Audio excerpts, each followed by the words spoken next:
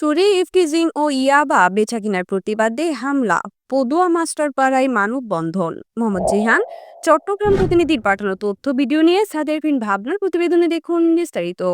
চট্টগ্রামের লোহাগাড়া উপজেলার পদুয়ার শিকদার দিঘির উত্তর পশ্চিম পাড়ে দীর্ঘদিন ধরে চলা চুরি, ইফটিজিং ও মাদক কারবারের বিরুদ্ধে প্রতিবাদ করায় দুর্বৃত্তদের হাতে হামলার শিকার হন পদুয়া মাস্টারপাড়ার বাসিন্দারা।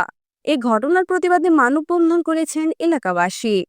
৯ মে বিকেল ৪টায় চট্টগ্রাম কক্সবাজার মহাসড়কের পদুয়ার শিকদার দিঘির পাড় সংলগ্ন এলাকায় স্থানীয় জনগণের উদ্যোগে এই মানববন্ধন অনুষ্ঠিত হয়েছে।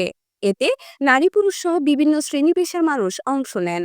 মানববন্ধনে বক্তব্য রাখেন লোহাগাড়া উপজেলা জামায়াতে ইসলামী সেক্রেটারি মাওলানা আবুল কালাম, প্রবাসী ও যুবদল নেতা সাইফুল ইসলাম, মোহাম্মদ রেদুয়ান ও আফসার সহ অনেকে। তারা বলেন, আমরা চুরি, ছিনতাই, ইফটিজিং ও ইয়াবা কারবারের বিরুদ্ধে প্রতিবাদ করায় উল্টো হামলার শিকার হয়েছে।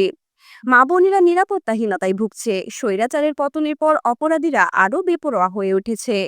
তারা শেখদার দিঘি এলাকা ও আশপাশে পুলিশি টহল জোরদার করা এবং অপরাধীদের বিরুদ্ধে কঠোর শাস্তি নিশ্চিত করার দাবি জানান।